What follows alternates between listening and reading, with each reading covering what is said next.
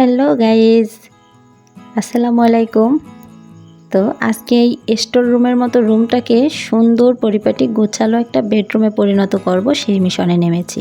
তো প্রথমেই দড়ির মধ্যে যে কাপড়গুলো ছিল সব কাপড়গুলো নামিয়ে একটা বলের মধ্যে জড়ো করে নিচ্ছি, পরবর্তীতে এগুলো গুছিয়ে নিব। প্রথম পর্যায়ে আগে এই রুমটাকে কাপড় চোপড় মুক্ত করতে হবে, এটা হচ্ছে ফার্স্ট মিশন। আর ফ্যান চালিয়ে দিলেই কিন্তু ঝুরঝুর করে সিলিংয়ের সিমেন্ট বালুগুলো পড়তে থাকে। বেশিরভাগ পরে হচ্ছে যে রংটা করা আছে সাদা কালারের, তার সাথে সিমেন্ট বালি মিক্সড হয়। আমি যেহেতু শর্ট মানুষ, আমি অতটা লম্বা মানুষ না, তো যতটুকু হাতে পেয়েছি চেষ্টা করেছি সিলিংটা পরিষ্কার করে নেওয়ার। তারপরে হচ্ছে বেডশিটটা সুন্দর করে গুছিয়ে নিয়েছি, কারণ সব ময়লা তো বেডের উপরেই পড়েছিল। আর এখন বালিশের কভারগুলোও সব খুলে রেখে দিচ্ছি, কারণ এগুলো সবই নোংরা হয়ে গিয়েছে, সবই ধুতে হবে। আর জামা কাপড়গুলো এখন যেগুলো আলনার মধ্যে ছিল সেগুলো সব একেবারেই ফাঁকা করে নিচ্ছি। মানে হচ্ছে রুমটা একেবারেই ফাঁকা করে একদম মন মতো ক্লিন করে নিব আজকে। কয়েকদিন ধরেই চিন্তা ভাবনা করছিলাম যে এই রুমটাতে হাত দিব, কিন্তু এত পরিমাণ ঝঞ্ঝাল ছিল হাত দেওয়ার সাহসই পাচ্ছিলাম না।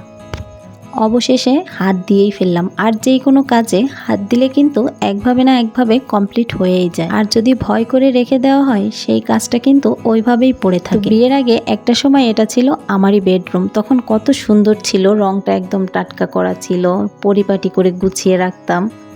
খাটটা, ড্রেসিং টেবিল সব কিছু নতুন ছিল, আর দেখতেও খুব ভালো লাগতো। খুব সুন্দর করে গুছিয়ে সাজিয়ে আমি রেখে দিই। আলনাটাও কিন্তু সরিয়ে নিলাম ওখান থেকে, খুব সুন্দর করে যে বালিটালি ছিল পরিষ্কার করে এখন চলে এসেছি বেডে। দেখেন বেডটাও কিন্তু এক সাইড থেকে চালিটা নিচে নেমে গেছে। গরিবের ঘরে যা হয় আর কি, একটা জিনিস নিঃশেষ না হওয়া পর্যন্ত আমাদের ফেলতেই ইচ্ছা করে না। তো যাই হোক, সুন্দর করে বেডটা কিন্তু ঝেড়ে মুছে নতুন একটা বেডশিট কিনে নিয়ে এসেছি।